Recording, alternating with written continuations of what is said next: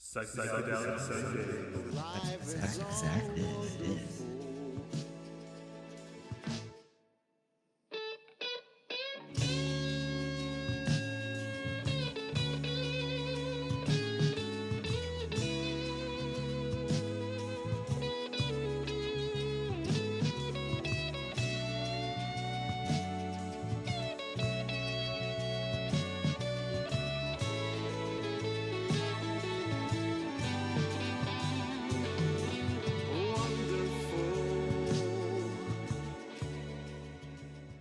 Let's get into it. There's a piracy notice. In order to keep this information available to the public, this book has been pirated. Watch out. I actually bought my copy, but this PDF is pirated. A message to those who've taken this book out of print. This book will forever circulate. You will never be able to remove it from the public light as you, the Vatican, and Anheuser-Busch attempt to do. Some deep conspiratorial stuff right there. In such a case as 2,000 years of intellectual hijacking, this book will now remain forever free online. Though Allegro's theories seemed extreme at the time, philology today knows he was right. See a publication by Piotr Michalowski in Cambridge Encyclopedia of the World's Ancient Languages, edited by Roger D. Woodard. To the reader, enjoy a once banned book. To the suppressors, you. Original characters of Sumerian cuneiform and other hieroglyphic characters were lost by the character recognition software used in the piracy of this book. Please seek an original copy of The Sacred Mushroom and the Cross to reference missing letters and other possible errors made by the recognition software. All right, so the book had this PDF copy does have some errors, and in the primary errors by Allegro are highlighted in red. The 150 pages of references notes at the back of the book have also been omitted. Footnotes have been, for the most part, left intact. Some zeros and ones have not been recognized. So I have my copy, which has all of that in there. It said Allegro did not understand the growth cycles, effects, and bitterness of the Amanita muscaria. Allegro overlooked some references to both A. pantherina and P. cubensis, and wrongfully classified rue as a abortifacient, not recognizing acacia and rue as an ayahuasca analog. Allegro also wrongfully assumed that the mushrooms, and not religion and governments themselves, were the cause of shamans to protest against their suppression by the churches and governments. With that said, Allegro was a pioneer in the field of ethnomycology and founded many of the ideas many researchers use today, though most deny it. Enjoy your read.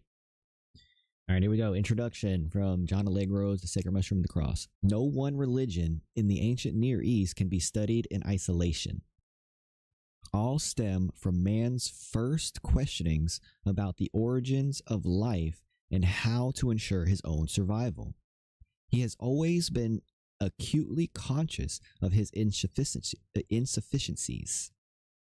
However much he progressed technically, making clothes, shelter, conserving food and water supplies, and so on, the forces of nature were always greater than he. The winds would blow away his shelter. The sun parched his crops. Wild beasts preyed on his animals. He was always on the defensive in a losing battle. Out of this sense of dependency and frustration, religion was born. Somehow, man had to establish communication with that source of the world's fertility, and thereafter maintain a right relationship with it. Over the course of time, he built up a body of experimental knowledge of rituals that he or his representatives could perform, or words to recite, which were reckoned to have the greatest influence on the fertility deity. At first, they were largely imitative. If rain in the desert lands was the source of life, then the moisture from the heaven must be only a more abundant kind of spermatoza. If the male organ ejaculated this precious fluid and made life in the woman, then above the skies, the source of nature's semen must be a mighty penis. As the earth, which bore its offspring, was the womb, it followed, therefore, that to induce the heavenly phallus to complete its orgasm, man must stimulate it by sexual means, by singing, dancing, orgiastic displays, and, above all, by performance of the copulatory act itself.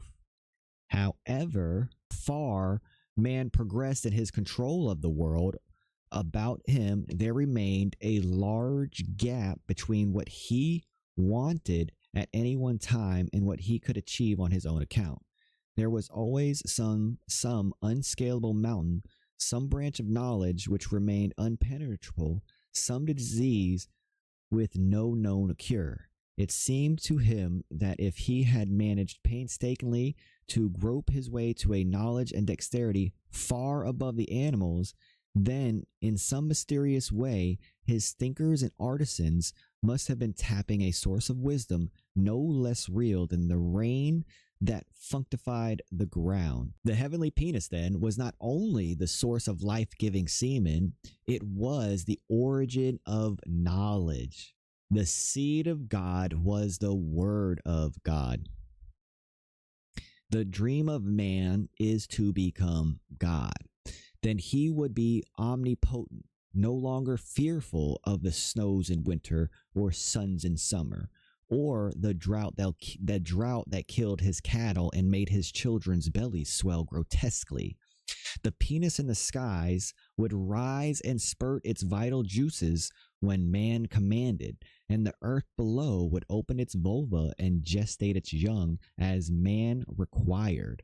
Above all, man would learn the secrets of the universe, not piecemeal, painfully by trial and faithful error, but by a sudden wonderful illumination from within. But God is jealous of his power and his knowledge. He brooks no rivals in heavenly places. If in his mercy he will allow just a few of his chosen mortals to share his divinity, it is but for a fleeting moment. Under very special circumstances, he will permit men to rise to the throne of heaven and glimpse the beauty and glory of omniscience and omnipotence. For those who are so privileged, there has seemed no greater or more worthwhile experience. The colors are brighter, the sounds more penetrating, every sensation is magnified, every natural force exaggerated. For such a glimpse of heaven, men have died. In pursuit of this goal, great religions have been born, shown as a beacon to men struggling still in their unequal battle with nature, and then too have died, stifled by their own attempts to penetrate, codify, and evangelize the mystic vision. Our present concern is to show that Judaism and Christianity are such cultic expressions of this endless pursuit by man to discover instant power and knowledge. Granted the first proposition, that the vital forces of nature are controlled by an extraterrestrial intelligence. These religions are logical developments from the older, cruder fertility cults. With the advance of technical proficiency, the aims of religious ritual become less to influence the weather and the crops than to attain wisdom and the knowledge of the future. The word that seeped through the labia of the earth's womb became to the mystic of less importance than the logos which he believed his religion enabled him to apprehend and enthused him with divine omniscience. But the source was the same vital power of the universe, and the cultic practice differed little. To raise the crops, the farmer copulated with his wife in the fields. To seek the drug that would send his soul winging to the seventh heaven and back, the initiates into the religious mysteries had their priestess seduce the god and draw him into their grasp as a woman fascinates her partner's penis to erection. For the way to God and the fleeting view of heaven was through plants more plentifully endued with the sperm of God than any other. Those were the drug herbs. The science of whose cultivation and use had been accumulated over centuries of observation and dangerous experiment. Those who had the secret wisdom of the plants were the chosen of their God. To them alone had he vouchsafed the privilege of access to the heavenly throne. And if he was jealous of his power, no less were those who served him in the cultic mysteries. There was no gospel to be shouted from the rooftops. Paradise was for none but the favored few. The incantations and rites, or the chosen ones, the incantations and rites by which they conjured forth their drug plants, and the details of the body and mental preparations undergone before they could ingest their god, were the secrets of the cult to which none but the initiate, bound by fearful oaths, had access. Very rarely, and then only for urgent practical purposes, were those sects ever, or were those secrets ever committed to writing. Normally, they would be passed from priest to initiate by word of mouth, dependent for their accurate transmission on the trained memories of men dedicated to the learning and recitation of their, quote, scriptures.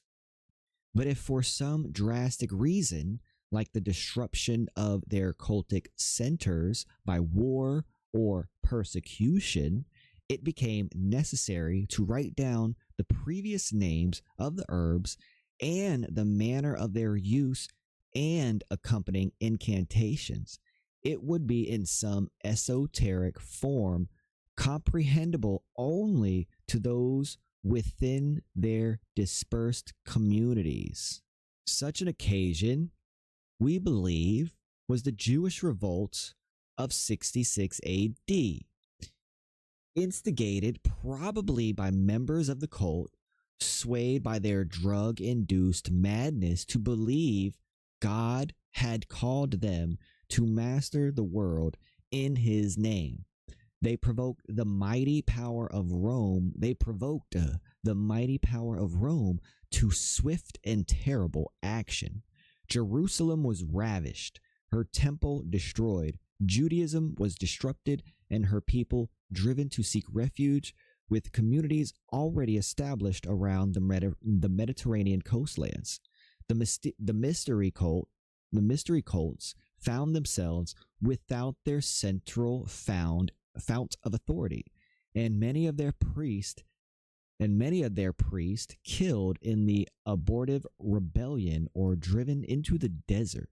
The secrets, if they were not to be lost forever, had to be committed to writing, and yet, if found, the documents must give nothing away or betray those who still dare defy the Roman authorities and continue their religious practices. The means of conveying the information were at hand and had been for thousands of years.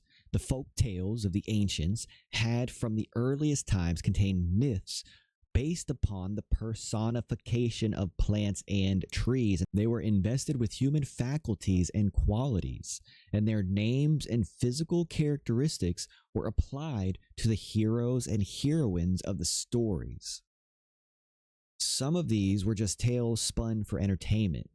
Others were political parables like Jotham's fables about the trees in the Old Testament, while others were means of remembering and transmitting folklore, therapeutic, a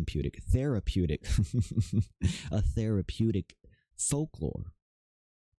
The names of the plants were spun out to make the basis of the stories, whereby the creatures of fantasy were identified, dressed, and made to enact their parts. Here, then, was the literary device to spread occult knowledge to the faithful.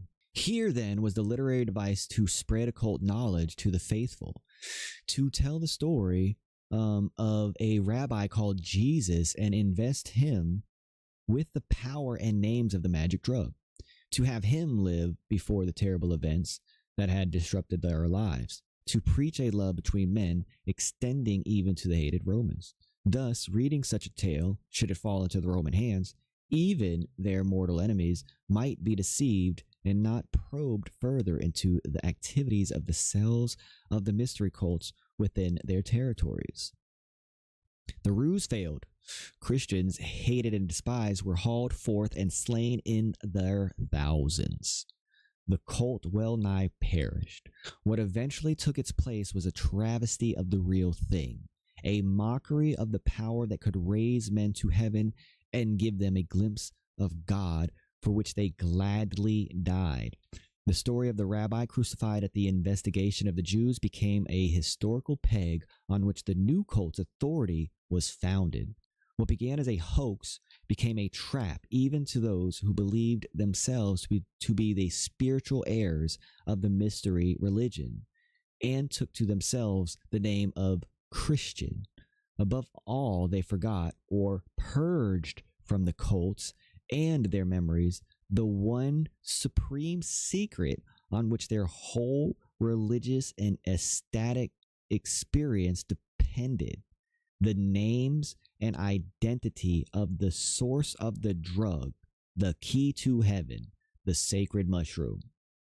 The fungus recognized today as the Amanita muscaria, or fly agaric, had been known from the beginning of history. Beneath the skin of its characteristic red and white spotted cap, there is concealed a powerful hallucinatory poison. Its religious use among certain Siberian peoples and others had been the subject of study in recent years, and its exhilarating and depressive effects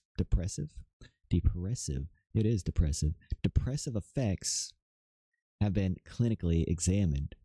These include the stimulation of the perceptive faculty so that the subject sees objects much greater or smaller than they really are. Colors and sounds are much enhanced, and there is a general sense of power, both physical and mental, quite outside the normal range of human experience.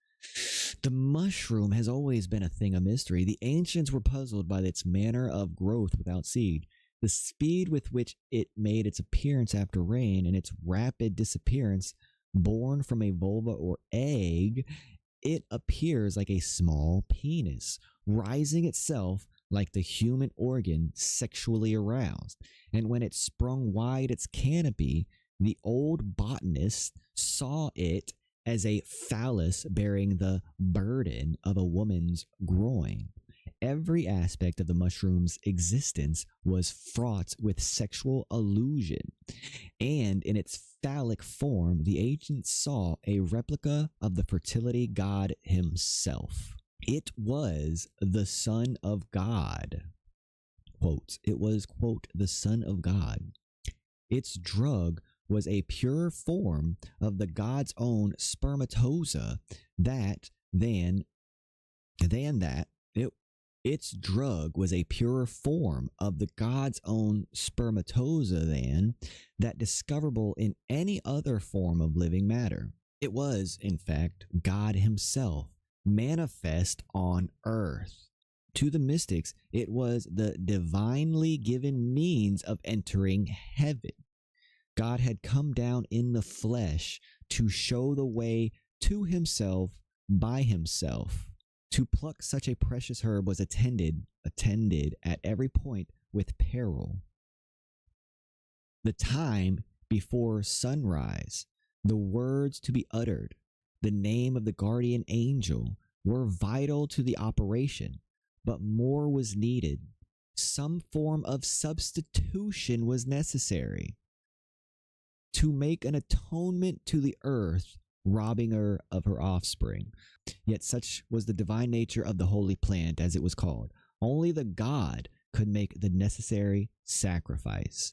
To redeem the Son, the Father had to supply even the, quote, price of redemption. These are all phrases used of the sacred mushroom, as they are of the Jesus of Christian theology. Our present study has much to do with names and titles. Only when we can discover the nomenclature of the sacred fungus within and without the cult can we begin to understand its function and theology. The main factor that has made these new discoveries possible has been the realization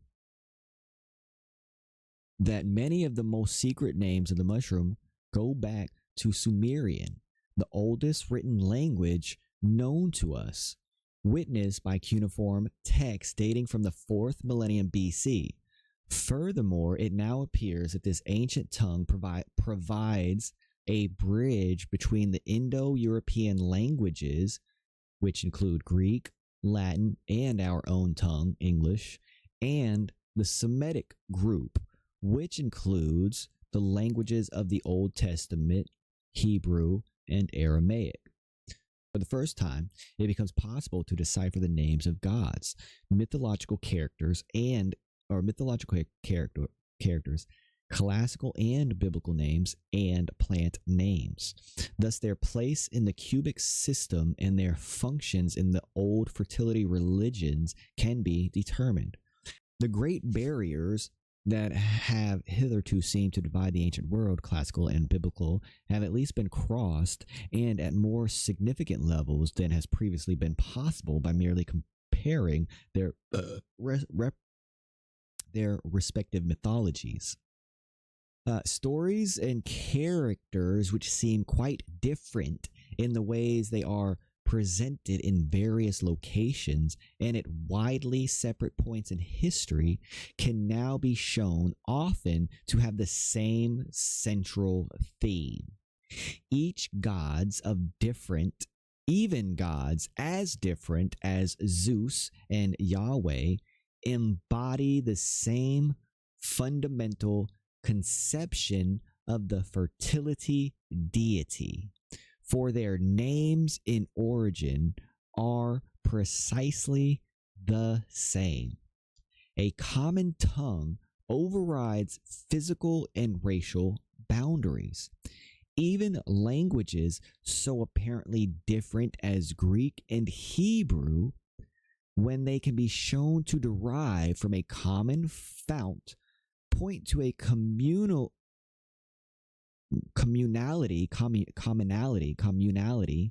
of culture at some early stage. Comparisons can therefore be made on a scientific, philological level, which might be appeared unthinkable before now. Suddenly, almost overnight, the ancient world has shrunk. All roads in the Near East lead back to the Mesopotamian basin, to ancient Sumer. Similarly, the most important of the religions and mythologies of that area, and probably far beyond, are reaching back to the mushroom cult of Sumer and her successors. In biblical studies, the old divisions between Old and New Testament areas of research, never very meaningful except to the Christian theologians, became even less valid.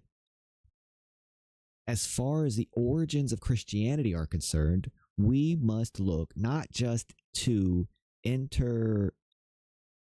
intertestamental literature, the Apocrypha and Pseudographia, and the newly discovered writings of the Dead Sea, nor even merely to the Old Testament and other Semitic works. But we have to bring into consideration Sumerian religious and mythological texts and the classical writings of Asia Minor, Greece, and Rome. The Christian Easter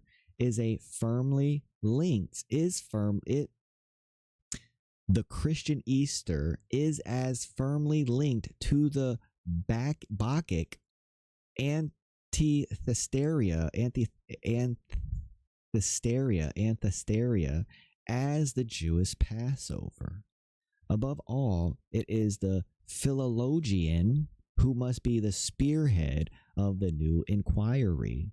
It is primarily a study in words.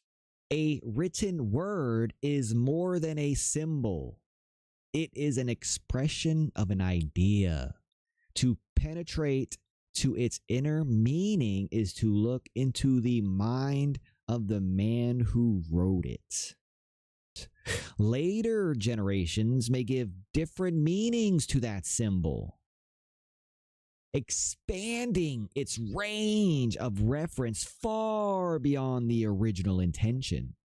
But if we can trace the original significance, then it should be possible to follow the trail by which it developed. In doing so, it is sometimes possible even to outline the progress of man's mental, technical, and religious development.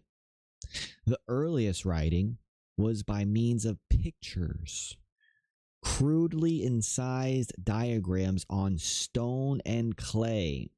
However lacking such symbols may be in grammatical or syntactical refinement, they do convey in an instant the one feature which seemed to the ancient scribe the most significant aspect of the object or action he is trying to represent.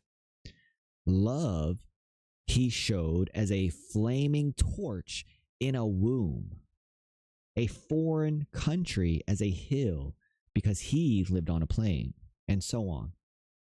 As the art of writing developed further, we could begin to recognize the first statements of ideas which came later to have tremendous philosophical importance: life, God, priest, temple, grace, sin, and so on. To seek their later meanings in religious literature like the Bible, we must first discover their basic meaning and follow their development through as far as existing writing will allow. For example, as we may now understand, sin for Jews and Christians had to do with the emission to waste of human sperm, a blasphemy against the God who was identified with the precious liquid. If to discover this understanding of sin seems today only limited academic interest, it is worth recalling that it is the same principle that lies at the root of modern Catholic structures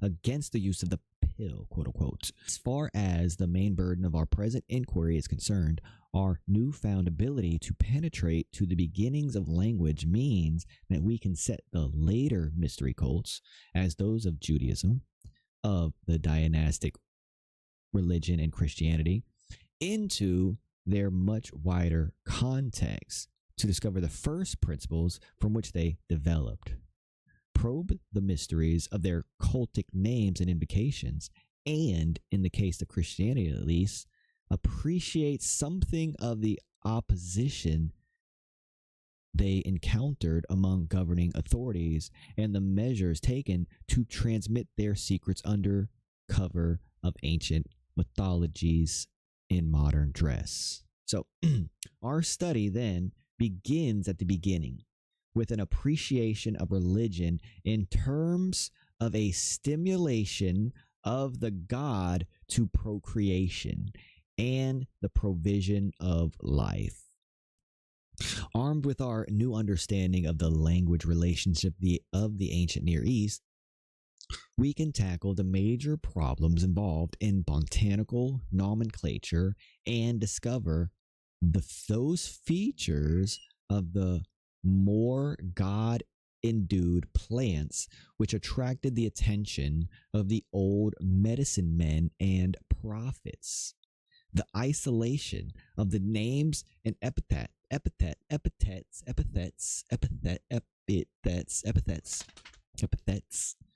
of the sacred mushroom opened the door into the secret chambers of the mystery cult, which depended on their mystery hallucinatory experiences on the old drugs found in the fungus. Experiences on the drugs found in the fungus. I read old. At long last, identification of the main characters of many of the old classical and biblical mythologies are possible, since we can now decipher their names. Above all, these mushroom epithets and holy invocations that the Christian cryptographers wove into their stories of the man Jesus and his companions can now be recognized, and their main features of the Christian cult lay bare. The isolation of the mushroom cult and the real hidden meaning of the New Testament writings drives a wedge between the moral teachings of the Gospels and their quite immoral religious settings.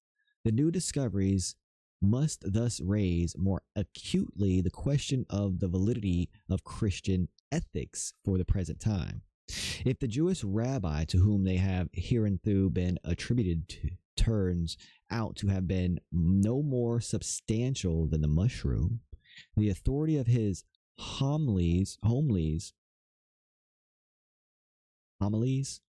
must stand or fall on the assent that they can command on their own merits.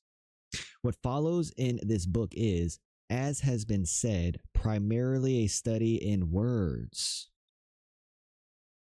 To a reader brought up to believe in the essential historicity of the Bible narratives, some of the attitudes displayed in our approach to the text may seem at first strange.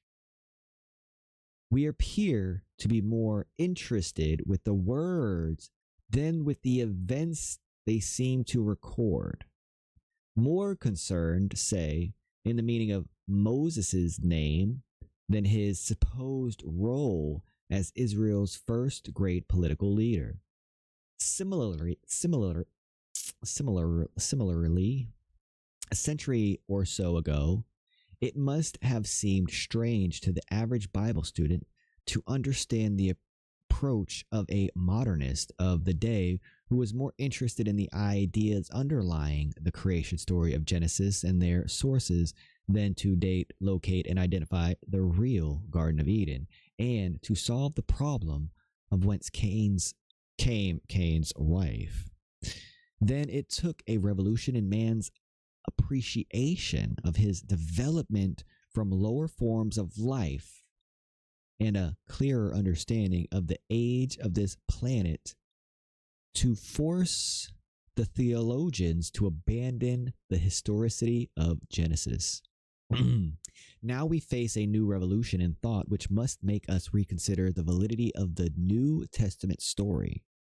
The breakthrough here is not in the field of history, but in philology. Our fresh doubts about the historicity of Jesus and his friends stem not from new discoveries about the land and people of Palestine of the first century, but about the nature and origins of the language they spoke and the origins of their religious cults. What the student of Christian origins is primarily concerned with is what the manner of writing is this book we call the New Testament, and in particular, just what are the narratives called the Gospels trying to convey. Is it history? This is certainly a possibility, but only one of many. The fact that for nearly 2,000 years, one religious body has pinned its faith upon not only the existence of a man, Jesus, but even upon his spiritual nature and the historicity of certain unnatural events called miracles. It is not really relevant to the inquiry. 100 years ago, the same body of opinion was equally adamant that the whole of the human race could trace its origins to two people living in the middle of Mesopotamia. The inquirer has to begin with his only real source of knowledge, the written word. As far as Judaism and Christianity are concerned, this means the Bible. There is precious little else that can give us details about what the Israelites believed about his God. What the Israelites believed about his God and the world around him, or about the real nature of Christianity. Oh, don't say that. The sparse reference to one Christus or Christus in the works of contemporary non-Christian historians tells us nothing about the nature of the man. The sparse references to one Christus or Christus in the works of contemporary non-Christian historians telling us nothing about the nature of the man, and only very dubiously, despite the claims often made for them, do they support his historicity. They simply bear witness to the fact, never in dispute, that the stories of the gospel were in circulation soon after AD 70. If we want to know more about early Christianity, we must look to our only real source, the written word of the New Testament. Thus, as we have said, the inquiry is primarily philological. The New Testament is full of problems. They confront the critical inquirer on every side. Chronological, topographical, historical, religious, and theological. It is not until the language problems have been resolved that the rest can be realistically appraised. When, in the last century, a mass of papyrological material became available from the ancient world and cast new lights upon the nature of the Greek used in the New Testament, scholars felt that most of the major obstacles to a complete understanding of the text would be removed. But, in fact, to the theologian, there it is, the thorny question remains firmly embedded in the stories, and they have nothing to do with the plot of the narratives or the day-to-day details which add color to the action. The most intransient concern the foreign presumed Aramaic transliterations in the text, coupled with the translations, quote, with the quote translation, which does not seem to offer a rendering of the original, like the name Boanerges,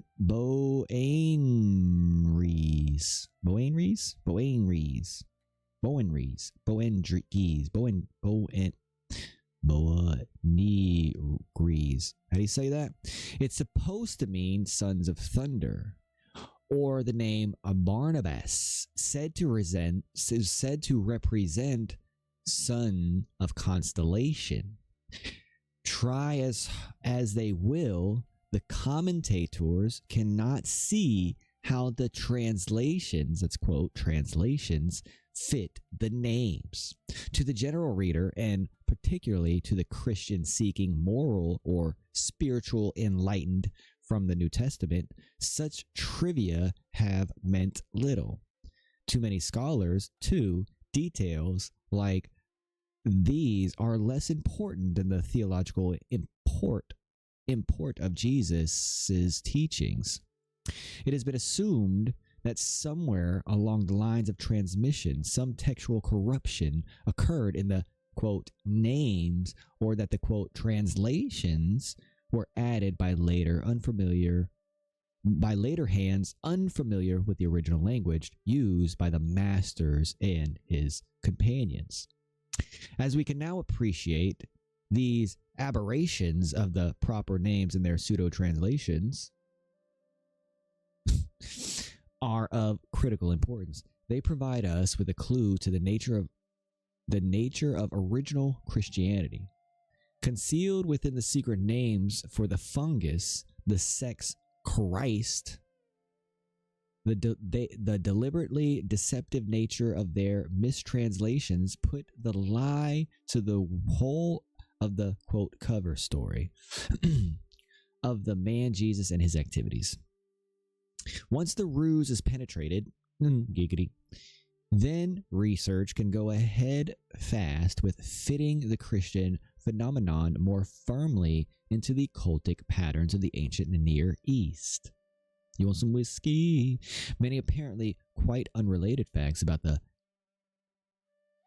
ubiquitous mystery cults of the area and their related mythologies suddenly begin to come together in an intellectually satisfying whole. In any study of these sources and development of a particular religion, ideas are the vital factor. History takes second place. Even time is relatively unimportant. This is not to underestimate the importance of political and sociological influence in the fashioning of a cult and its ideology, but the prime materials of the philosophy, I'm getting caught up in words, philosophy stem from a fundamental conception of the universe and the source of life. Certain highly imaginative or inspired men may appear from time to time in a people's history and affect the beliefs and manners of life of theirs. Contemporaries and successors.